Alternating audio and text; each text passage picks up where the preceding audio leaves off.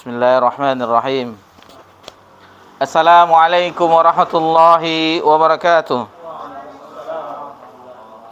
Innal hamdalillah nahmaduhu wa nasta'inu wa nastaghfiruh wa na'udzu billahi min shururi anfusina wa min sayyiati a'malina. May yahdihillahu fala mudhillalah wa may yudlil fala hadiyalah. Asyhadu an la ilaha illallah wahdahu la syarika lah wa asyhadu anna Muhammadan abduhu wa rasuluh sallallahu alaihi wa ala alihi wa man sara ala nahjih wa tamassaka bi sunnati ila yaumiddin wa salaman tasliman katsira. Ya ayyuhalladzina amanu taqullaha haqqa tuqatih wa la tamutunna illa wa antum muslimun. Ya ayyuhan nasu attaqu rabbakumul ladzi khalaqakum min nafsin wahidah wa khalaqa minha zawjaha wa batha minhuma rijalan katsiran wa nisaa'a wattaqullaha allazi tasaaluna bihi wal arham innallaha kana 'alaikum raqiba. Ya ayyuhalladzina amanu taqullaha wa qulu qawlan sadida yuslih lakum a'malakum wa yaghfir lakum dhunubakum wa may yuti'illaha wa rasulahu faqad faza fawzan 'azima. Amma ba'du, fa inna asdaqal hadithi kitabullah wa khairal hadi hadi Muhammadin sallallahu alaihi wasallam wa syarral umuri muhdatsatuha wa kullu muhdatsatin bid'ah wa kullu bid'atin dhalalah wa kullu dhalalatin finnar. Alhamdulillah, puji syukur kehadiran Allah Subhanahu wa taala. Di malam yang berbahagia ini, alhamdulillah Allah perjumpakan kita dan Allah kumpulkan di salah satu majelis ilmu. Insyaallah di malam yang berbahagia ini bertepatan tanggal 15 Rabiul Akhir tahun 1445, 29 Oktober 2023, kita akan melanjutkan pelajaran kita, dan ini adalah pertemuan kita insyaallah yang kelima di kitab Kasyfus Syubhat. Kemudian salawat beriringkan salam kepada Nabi kita tercinta Nabi Muhammad sallallahu alaihi wasallam. Sebelum kita melanjutkan pelajaran kita, kita akan mereview, menjemput ulang pelajaran kita di 2 pekan yang lalu, agar kita melanjutkannya ingat, oh ini berarti ini sambungannya. Di mana yang di pertemuan kita sebelumnya bahwasanya kita telah menjelaskan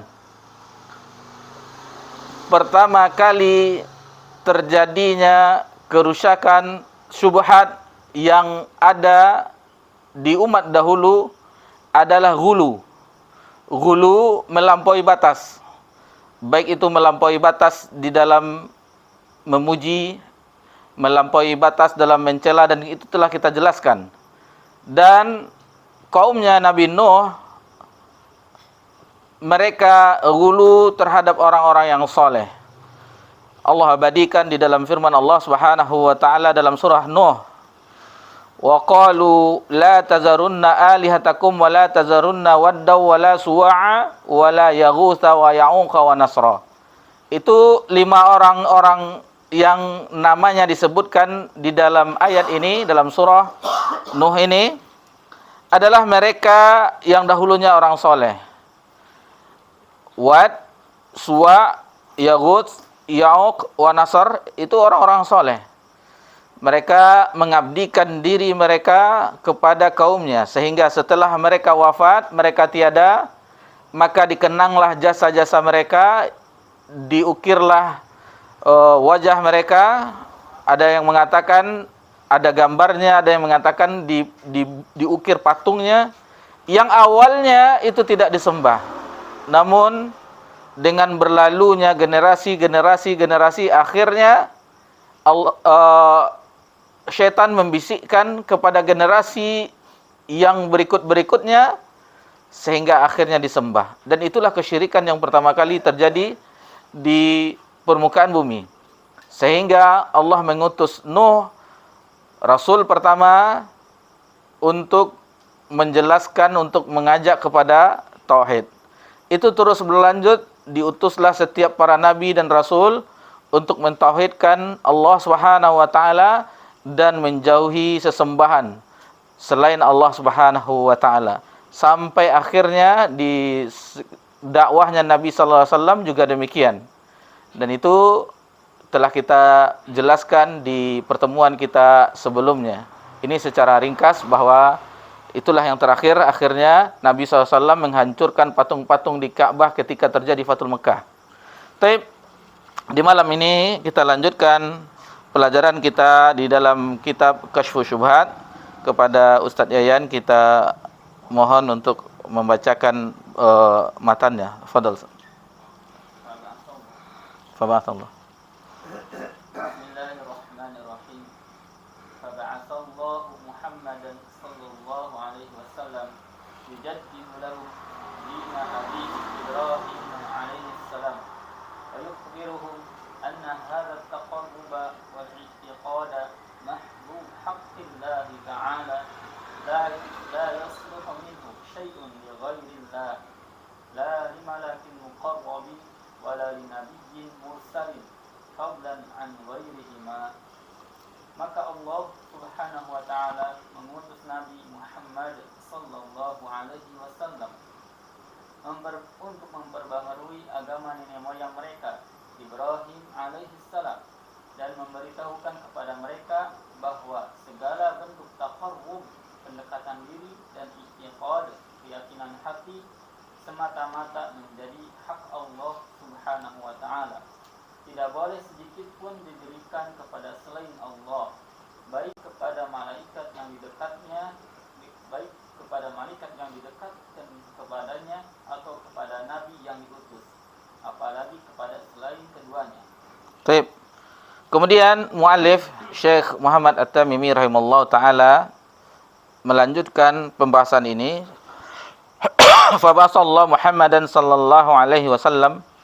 Jadi Allah Subhanahu wa taala mengutus nabi kita Nabi Muhammad sallallahu alaihi wasallam sebagai khataman nabiyyin, sebagai penutup para nabi. Dan dakwahnya tetap sama.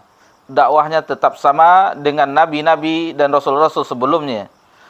Keadaan manusia yang senantiasa menyembah patung berhala terlebih ketika itu, dan di pelajaran kita di Qawaidul Arba' itu telah kita bahas, alhamdulillah, bahwasanya ketika Nabi diutus banyak yang disembah oleh orang-orang Mekah ketika itu.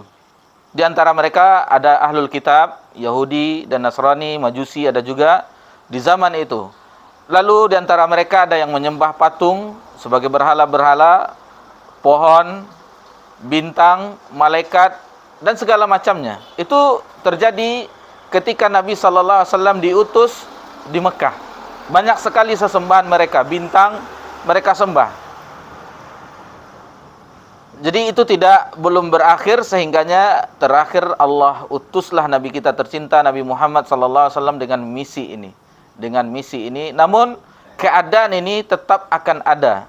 Walaupun meskipun Nabi SAW telah Allah karuniakan dengan nikmatnya, sempurnanya agama ini, telah tersebarnya tauhid di jazirah Arab, akan tetapi bagi umat ini akan terus ada yang terperosok kepada kesyirikan.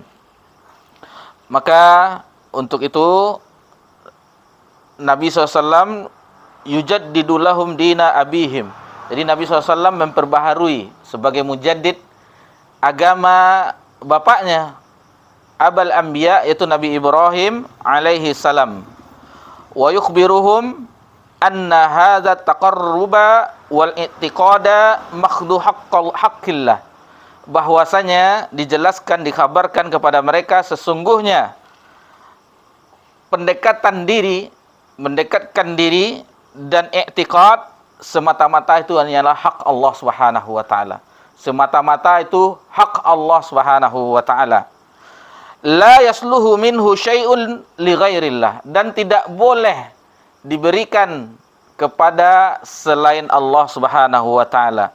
La malikin muqarrabin, Meskipun itu malaikat muqarrabin, malaikat yang terdekat, malaikat yang didekatkan Allah, wala nabiyyin mursalin, walaupun itu nabi yang diutus, fadlan ghairihima, apalagi selain itu. Kepada malaikat terdekat saja kita tidak boleh untuk mendekatkan sebagai wasilah, sebagaimana yang kemarin tujuan mereka adalah untuk bertaqarrub kepada Allah Subhanahu wa taala dan meminta syafaat untuk mendapatkan syafaat di hari kiamat. Itu kita butuhkan di akhirat kelak. Akan tetapi harus yakinilah bahwa syafaat itu milik Allah Subhanahu wa taala dan Allah tidak akan memberikan syafaat itu kecuali kepada yang diizinkan oleh Allah Subhanahu wa taala dan diredhoi oleh Allah Subhanahu wa taala. Dan ini telah kita jelaskan tentang syafaatul uzma, syafaat yang besar bagi Nabi SAW telah kita jelaskan juga. Masyarul muslimin rahimani wakumullah. Lalu di sini disebutkan bahwasanya Nabi sallallahu alaihi wasallam memperingatkan akan bahaya yang telah mereka perbuat tersebut, sehingga diancam oleh Allah Subhanahu wa taala. Dan ayat ini sering kita jelaskan dan kita bawakan bahaya kesyirikan, salah satunya di firman Allah Subhanahu wa taala dalam surah Al-Maidah ayat 72, innahu may yusyrik billah, sesungguhnya bagi yang mempersekutukan Allah maka mereka adalah faqad harrama alaihil jannah, maka diharamkan bagi mereka surga. Wa ma'wahun nar, tempat kembali mereka neraka. Wa ma lidh-dhalimin min ansar, tidak ada seorang penolong bagi orang-orang yang melakukan kezaliman. Dan masih banyak ayat-ayat yang lain tentang ancaman kesyirikan ini. Dan Nabi memperingatkan, karena Nabi sallallahu alaihi wasallam diutus untuk memberi kabar gembira dan untuk memperingatkan akan bahaya siksa neraka. Semuanya telah dijelaskan oleh Nabi sallallahu alaihi wasallam. Dan orang-orang tersebut tetap saja melakukan apa yang telah dilakukan oleh umat-umat terdahulu. Dan di sini dijelaskan, diingatkan kembali sebagaimana yang dibawakan, yang dijelaskan oleh Syekh Muhammad bin Shalih Al-Utsaimin rahimallahu taala di dalam surah Yasin ayat 60 sampai 61, alam ahad ilaikum ya bani Adam. Jadi diingatkan, bukankah telah ada perjanjian, itu diingatkan, diperintahkan kepadamu ya bani Adam, wahai anak cucu Adam, alla ta'budu syaitan, janganlah kamu beribadah kepada syaitan, mengikuti langkah syaitan, innahu lakum aduwwum mubin, sesungguhnya setan itu merupakan musuh yang nyata bagimu. Wa ani'buduni hadza siratun mustaqim, dan sembahlah aku, kata Allah Subhanahu wa taala, dan itulah jalan yang lurus. Jadi bagi kita yang ingin mengetahui jalan yang lurus, maka inilah jalannya. Jalannya yaitu mentauhidkan Allah Subhanahu wa taala dan menjauhi kesyirikan. Ajakan iblis, syaitan yang utama adalah kesyirikan. Karena itu adalah dosa yang paling besar, induknya dosa. Dan peringatan di dalam agama ini yang sering diulang-ulang ayatnya, bahkan Nabi SAW di dalam hadisnya juga memperingatkan tentang kesyirikan. Baik itu syirkun akbar dan syirkun asghar. Syirik yang besar, mana telah kita jelaskan, syirik besar itu membatalkan keislaman syahadat seseorang. Adapun syirkun asghar itu membatalkan amalan ketika itu. Contoh, ketika seseorang beribadah, ambil saja contohnya dia salat sunnah, ba'diyah atau qabliyah, maka ketika hadir di dalam hatinya riya, ingin dipuji, maka itu telah melakukan syirkun asghar. Bahkan ulama mengatakan ada syirkun khafi, yang tersembunyi. Karena tidak masalah itu, penilaian itu semua makhluk tidak mengetahuinya kecuali Allah Subhanahu wa taala. Dan itu penilaiannya nanti akan ada nanti di akhirat kelak. Bagaimana ibadah kita itu semuanya akan ditampakkan nanti hasilnya, rapornya semuanya. Ada laporannya semuanya. Tanggalnya, detiknya, harinya, tahunnya, apa yang kita lakukan itu akan dilaporkan semuanya. Dan itu penilaiannya bahwasanya bagi yang tidak ada ikhlasnya, maka tidak sia-sialah amalannya. Sia-sialah amalannya. Dan inilah kita katakan bahwasanya belajar tauhid itu bukan belajar tamat matan ini, tidak. Itu pelajaran seumur hidup. Bahkan Nabi SAW menjelang wafatnya itu tetap memperingatkan umat ini, sahabat ketika itu tentang bahaya kesyirikan. Bagaimana orang-orang Yahudi Ahlul Kitab, mereka dilaknat oleh Nabi SAW, la'anal Yahudi wa Nasara. Mereka menjadikan kubur nabi-nabi mereka sebagai tempat masjid, tempat ibadah. Ini tidak dibolehkan di dalam agama kita. Dan mengenai bahwasanya Nabi sallallahu alaihi wasallam disebutkan mujaddid. Mujaddid, sedikit kita bahas tentang mujaddid, memperbaharui. Jadi bukan agama baru tetapi memperbaharui, maksudnya yang telah rusak seperti di umat kita ini di agama Islam, bahwasanya setiap satu kurun atau 100 tahun itu ada mujaddidnya. Sebagaimana hadis yang diriwayatkan oleh Abu Hurairah radhiyallahu anhu, yang dikeluarkan oleh Abu Daud di dalam sunannya, innallaha yab'atsu li hadhil ummah, sesungguhnya Allah mengutus bagi umat ini ala ra'si kulli mi'atin sanatin may yujaddidu laha dinaha, yaitu orang yang mengurus ini untuk memperbaharui setiap 100 tahun sebagai mujaddid di dalam agama ini. Sedikit kita singgung tentang mujaddid yang pernah ada yang kita ingat-ingat saja, karena setiap abad itu terus ada mujaddidnya. Kita mulai dari generasi tabi'in. Di antaranya mereka adalah Hasan Al-Basri, Muhammad bin Sirin. Itu mereka di zaman tabi'in. Ibnu Syihab Az-Zuhri itu di zaman tabi'in. Kemudian kita kenal juga dengan Yahya bin Ma'in, itu sejaman dengan Imam Ahmad, teman-temannya Imam Ahmad. Kemudian di abad yang pertama itu Khalifah Umar bin Abdul Aziz, itu termasuk mujaddid. Imam Asy-Syafi'i itu termasuk mujaddid.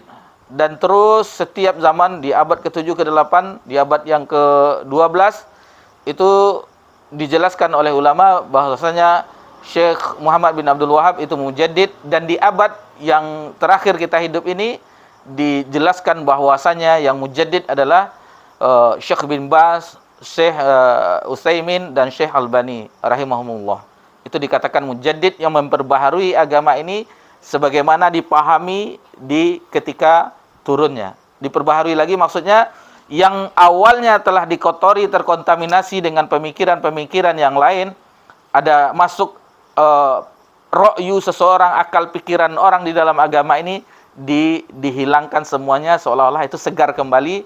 Seperti penelitian hadis yang dilakukan Syekh Albani rahimahullah taala, sehingga ada silsilah hadis sahihah, ada silsilah hadis dhaifah dan maudhu'ah.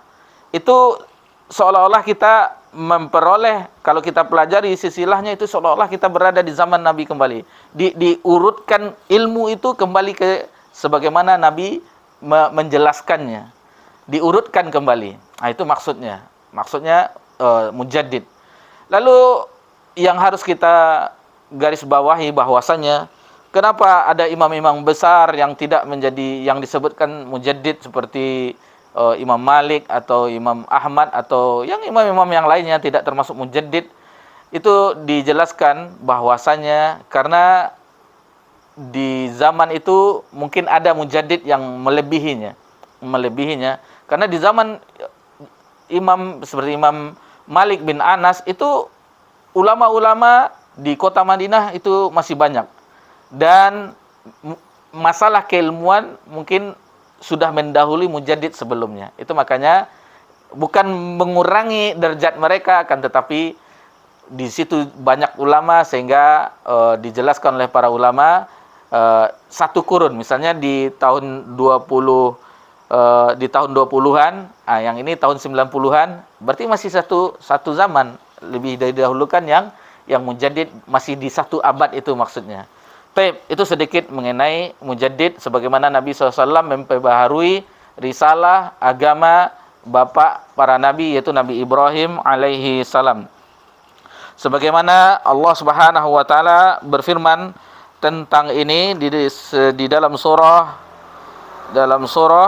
An-Nahl ayat 123, "Tsumma auhayna ilaika anittabi' millata Ibrahim hanifa wa ma kana minal musyrikin." Kemudian kami wahyukan kepada engkau bahwasanya perintah untuk mengikuti milahnya Ibrahim yang hanif, wa ma kana minal musyrikin, dan adalah agama Ibrahim yang hanif itu jauh dari kesyirikan. Baik. Itu pembahasan di paragraf pertama. Kita lanjutkan. Tafadhal Ustaz.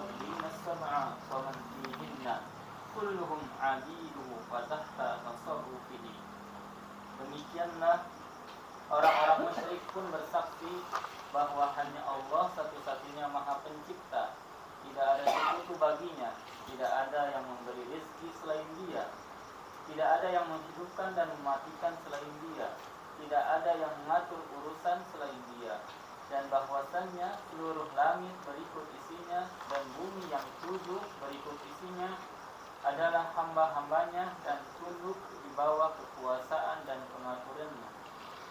Baik. Kemudian muallif rahimallahu taala menjelaskan, wa illa fa'ulail musyrikuna yashhaduna anna Allah huwal khaliqu wahdah. Jadi mereka orang-orang musyrik itu mereka tetap bersaksi, mempersaksikan bahwasanya Allah dialah yang satu-satunya Maha Pencipta. Itu masih diakui. Tentang rububiyah Allah Subhanahu wa taala sebagaimana di Al-Aliniyah ini dijelaskan oleh muallif, la syarikalah. Itu mereka mengetahui itu. Wa annahu la yarzuqu illa huwa. Dan tidak ada yang memberikan rezeki kecuali Dia, kecuali Allah Subhanahu wa taala. Wala yuhyi wala yumitu illa huwa. Dan tidak ada yang menghidupkan dan mematikan kecuali Dia. Wala yudabbirul amra illa huwa. Dan tidak ada yang mengatur segala urusan kecuali Dia. Itu diakui. Wa anna jami'as samawati wa man fihinna wal ardina sab'a wa man fihin kulluhum abiduhu wa tahta tasarrufihi wa qahri. Jadi di sini pada akhir ini dijelaskan semuanya yang ada di langit dan di bumi beserta isinya, semuanya itu adalah hambanya dan semuanya di bawah tunduk, di bawah kekuasaan Allah dan di dalam pengaturannya. Itu diyakini dan ini banyak dalil-dalilnya yang disebutkan oleh pensyarahnya. Salah satunya di dalam surah Az-Zukhruf ayat 9, bahwasanya orang-orang dahulu tersebut meyakini tentang rububiyah Allah, bahwasanya Allah yang mencipta, Allah yang memberi rezeki, Allah yang menghidupkan, Allah yang mematikan, Allah yang mengatur alam semesta. Jadi mereka yang meyakini Allah yang menurunkan hujan. Ini disebutkan beberapa ayat di sini. Wala in sa'altahum man khalaqas samawati wal arda la yaqulunna khalaqunal azizul alim. Dalam surah Zukhruf ayat 9. Jadi kalau ditanyakan kepada mereka, maksudnya orang-orang dahulu ketika ayat ini turun, man khalaqas samawati wal arda, siapa yang telah menciptakan langit dan bumi. Jadi mereka akan menjawab bahwasanya khalaqahunna, yang menciptakannya adalah Al-Aziz, yang maha perkasa, Al-Alim, yang maha mengetahui. Kemudian di ayat yang lain masih dalam surah Az-Zukhruf ayat 87, wala in sa'altahum man khalaqahum la yaqulunallah.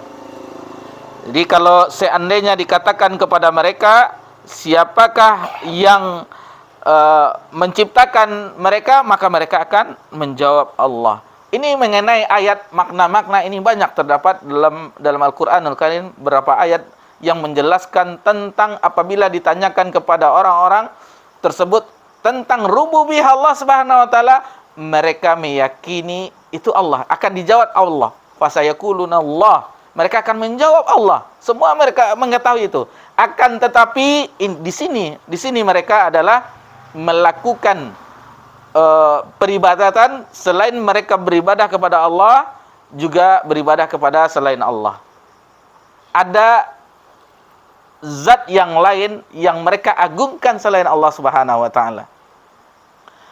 Di dalam Qawaidul Arba yang alhamdulillah telah kita selesaikan pembahasannya di Simpang 3 Baitun Naim, kesyirikan yang dilakukan orang di zaman-zaman di akhir zaman ini lebih parah dibandingkan di zaman dahulu. Orang zaman dahulu mereka melakukan kesyirikan dalam keadaan lapang. Sehingga waktu itu dijelaskan sebuah bahtera, ada ayatnya dijelaskan yang maknanya ketika mereka melakukan pelayaran di atas bahtera, ada gelombang besar badai, mereka meminta kepada Allah. Di masa-masa sulit mereka mentauhidkan Allah, meminta hanya kepada Allah Subhanahu wa taala untuk diselamatkan. Akan tetapi setelah mereka sampai di daratan dan selamat, mereka melakukan kesyirikan kembali. Adapun di umat ini dalam keadaan lapang dan dalam keadaan sempit, maksudnya ada musibah, mereka tetap melakukan kesyirikan. Misalnya terjadi sesuatu di gunung itu, mau meletus gunung. Ini harus ada sesajennya, harus disembelih ini. Dan di saat lapang dan di saat sempit mereka melakukan ibadah selain Allah. Jadi kata-kata ibadah ini bukan menyembah sujud saja. Karena macam-macam ibadah itu banyak. Di antaranya rasa takut, harap, menyembelih, nazar. Itu telah kita bahas di Ushulul Salasah. Telah kita bahas. Dan semuanya itu harus yang ibadah-ibadah, baik itu ibadah hati dan ibadah anggota badan, yang terutama anggota badan adalah salat, maka itu seluruhnya untuk Allah Subhanahu wa taala. Terutama ibadah hati, karena ibadah hati tidak kelihatan. Rasa takut, rasa harap, semuanya hanya untuk Allah Subhanahu wa taala. Cinta itu hanya untuk Allah Subhanahu wa taala. Maksudnya cinta yang hakiki dalam peribadatan. Kalau rasa cinta kepada anak istri itu lain pembahasannya. Maksudnya cinta dalam pengabdian peribadatan hanya untuk Allah Subhanahu wa taala. Masyaallah muslimin rahimani rahimakumullah, itu sedikit bagaimana keadaan orang-orang mereka mengetahui, akan tetapi mereka di dalam rububiyah mereka mengakui tentang rububiyah Allah Subhanahu wa taala, tentang Allah Maha Pencipta. Akan tetapi yang dikoreksi di sini syubhatnya adalah huluyah mereka, peribadatan mereka kepada Allah tidak murni, tidak hanya ikhlas untuk Allah Subhanahu wa taala, dipalingkan atau ada yang lain diagungkan selain Allah Subhanahu wa taala. Baik, kita lanjutkan ke paragraf berikutnya. Fadhil. Faidarat.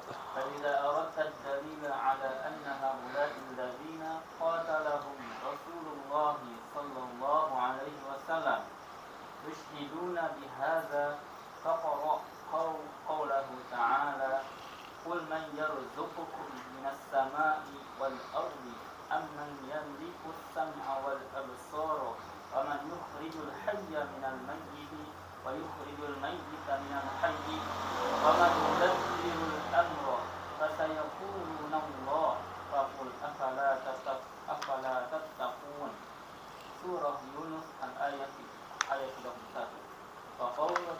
وقوله قل لمن الأرض ومن فيها إن كنتم تعلمون سيقولون لله قل أفلا تذكرون.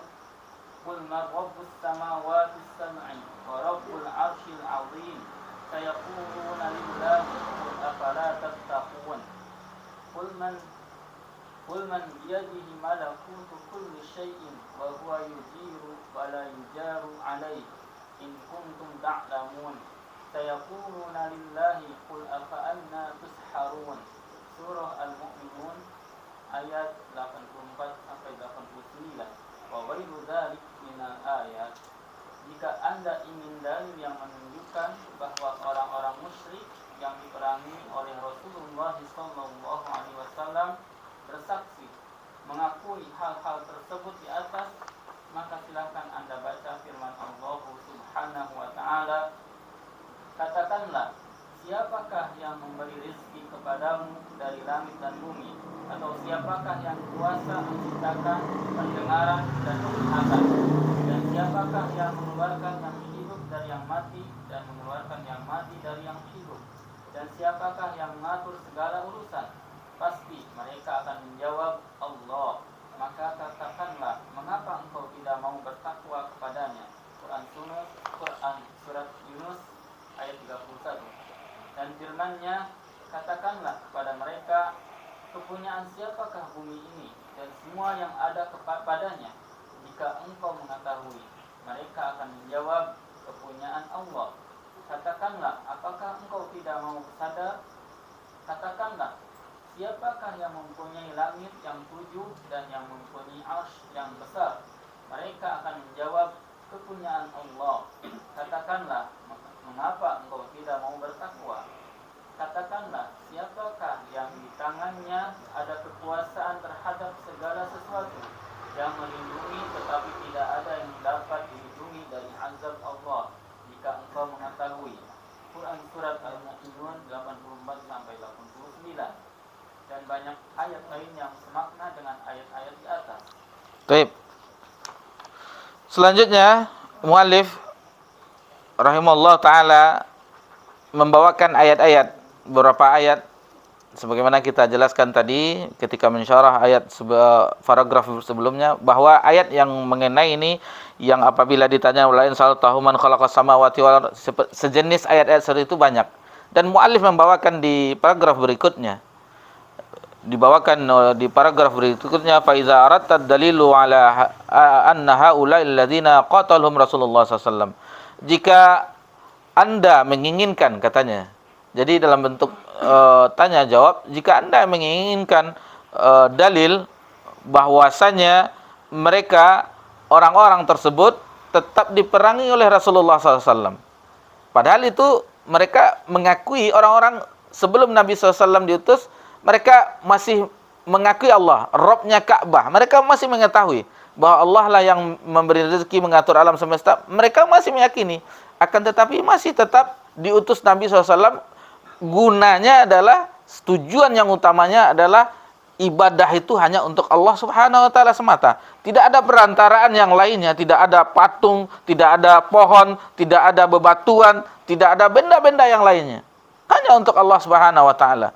Lalu kita saksikan di zaman kita ini betapa banyak orang yang meyakini selain Allah masih ada yang bisa mendatangkan manfaat dan mudarat. Ini batu cincin ini sakti, keris ini sakti. Masih banyak.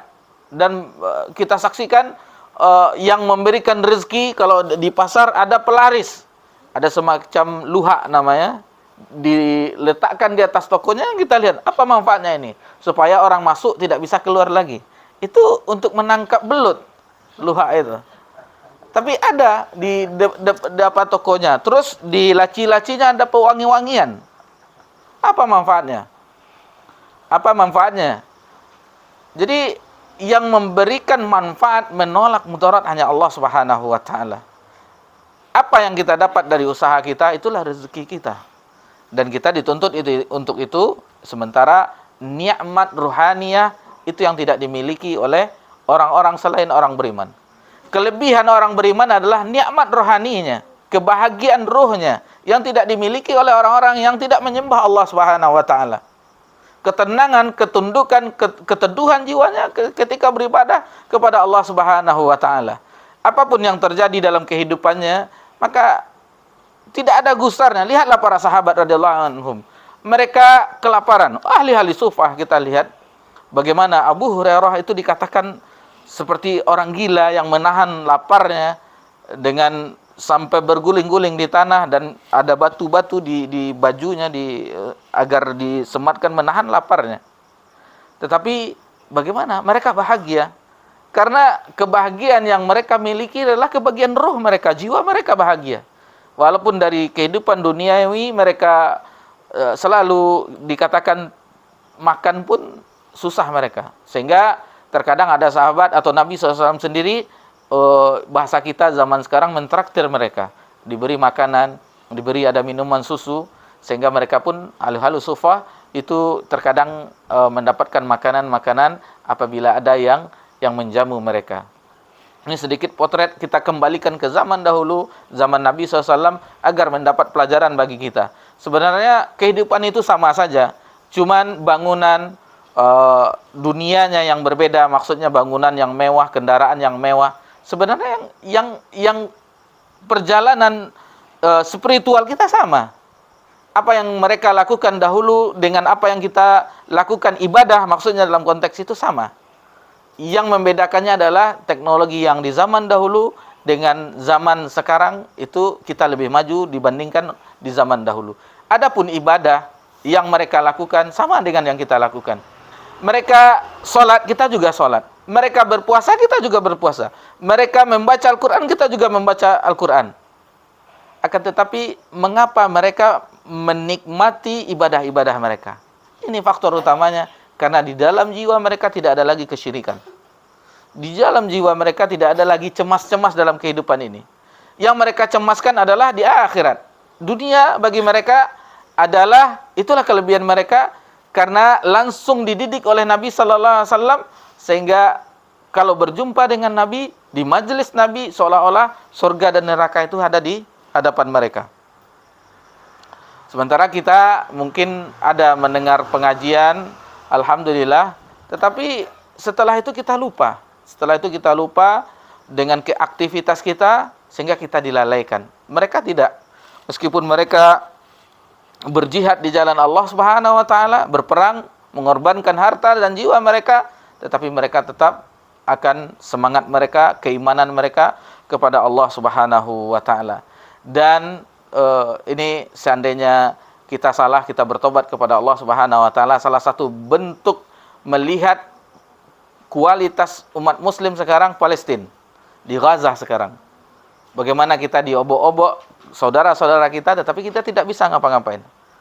Kita tidak bisa membantu mereka untuk melakukan sebagaimana bisa di jihad zaman dahulu, atau ada di semacam seandainya ada saudara langsung ada dari negara lain. Karena sudah hubungan internasional dan segala macamnya, susahnya. Kenapa? Karena kekuatan kita itu lemah. Kita lemah dipermainkan oleh umat-umat yang lain. Kalau di hadis Sunan Abu Daud itu, karena penyakit kita adalah lawahan umat ini di akhir zaman. Umat-umat yang lain itu kita seperti makanan di atas meja yang ingin mencicipi kita. Dan kita dianggap gusa, buih lautan. Bagaimana buih lautan? Diombang-ambing kemana-kemana, tidak ada. Dan yang membuat kita itu adalah penyakit wahan, kata Nabi SAW. Apa itu wahan ya Rasulullah? Itu hubbud dunya wa karihatul maut. Itu mencintai dunia dan benci, takut kepada kematian. Ini beberapa ayat yang dijelaskan oleh mu'alif mengenai tentang rububiyah. Orang di zaman itu mengakui Allah Subhanahu wa taala, akan tetapi masih didakwakan oleh Nabi SAW agar bertauhid. Salah satunya dalam surah Yunus ayat 31, "Qul man yarzuqukum minas sama'i wal ardi amman yamlikus sam'a wal absara wa man yukhrijul hayya minal maiti wa yukhrijul maita minal hayy wa man yudabbirul amra fasayaqulunallah faqul afala tattaqun." Jadi katakanlah, jadi kalau dikatakan kepada mereka atau ditanyakan kepada mereka, siapa yang memberi rezeki, yang menurunkan rezeki dari langit dan bumi, dan siapa yang berkuasa, yang telah berkuasa menciptakan pendengaran, penglihatan, dan siapa yang telah mengeluarkan yang hidup dari yang mati dan mengeluarkan yang mati dari yang hidup, dan siapa yang mengatur segala urusan, fasayaquluna Allah, maka mereka akan menjawab Allah. Lalu di akhir ayat ini pelajaran bahwa ini sebuah pertanyaan. Faqul afala tattaqun, maka katakanlah, kenapa kamu tidak bertakwa kepada Allah Subhanahu wa taala? Kenapa ibadahmu kamu tidak peruntukkan kepada Allah Subhanahu wa taala semata? Maksudnya mentauhidkan Allah Subhanahu wa taala semata. Kenapa masih melakukan kesyirikan kepada Allah Subhanahu wa taala? Ini kita mendapatkan informasi bahwasanya ada semacam dialog. Salah seorang yang alhamdulillah hadir juga di kajian tapi di tempat yang lain. Memang kita harus terus belajar tauhid nih ya Ustaz. Kenapa? Orang dah ngaji, dah lama juga. Mungkin duluan dia ngaji daripada ana katanya. Tapi pas dari lisannya tetap terucap, ini gara-gara orang itu menolong saya, beginilah saya jadinya. Masih terucap gitu. Itulah. Jadi ungkapan-ungkapan yang ringan tadi itu kalau kita belajar tauhid itu bahwasanya itu menafikan Allah Subhanahu wa taala. Kalau tidak gara-gara jasa si fulan, si fulanah, saya tidak begini. Seharusnya yang diucapkan adalah pertama, alhamdulillah, puji Allah. Yang pertama, puji Allah. Puji Allah dahulu. Allah gerakkan si fulan, si fulanah untuk memberikan pinjaman atau bantuan kepada saya, atau menolong dengan idenya atau segala macamnya, maka saya bisa seperti ini. Itu yang harus kita sedikit-sedikit, betapa banyak orang mencela misalnya hujan, hujan hari. Itu tidak boleh. Kalau orang-orang yang belajar tauhid, maka itu tidak bolehkan ungkapan-ungkapan seperti itu. Jadi masih banyak yang harus kita ketahui dalam agama ini yang terkadang kita tidak sengaja mengucapkannya. Kenapa? Karena pengetahuan kita tentang itu belum ada, atau kita lupa atau segala macamnya. Itulah gunanya kita belajar agar kita mengetahui dan ingat kembali pelajaran-pelajaran yang lama. Kemudian dibawakan dalam surah Al-Mu'min, tadi telah disebutkan kulli manil ardu wa man fihinna in kuntum ta'lamun sayaquluna Allah afala tadhakkarun. Lalu tadi sudah dijelaskan, kun marabus samawati sab'u wa rabbul arsyil azim sayaquluna Allah fala tattaqun kul man biyadihil malakutu kulli syai' wa huwa yujiru wa la yujari alaihi in kuntum ta'lamun sayaquluna Allah fa anna tusharun. Jadi ini ayat-ayat yang menjelaskan bahwasanya kalau kita ditanyakan kepada mereka tentang siapa yang telah berkuasa, siapa yang telah menciptakan, siapa yang telah, semuanya mereka akan menjawab Allah. Tetapi pada akhir ayat itu, afala tazakkarun, afala tattaqun, itu tetap diingatkan oleh Allah Subhanahu wa taala. Wa ghaira dzalika minal ayat, dan masih banyak ayat-ayat yang sejenis ini, semakna dengan ini di dalam Al-Qur'anul Karim. Sudah azan, mungkin kita cukupkan dahulu pelajaran kita sampai di situ dulu. Insyaallah kita akan lanjutkan di pekan yang akan datang, di Ahad yang pertama. Insyaallah masih pekan ganjil.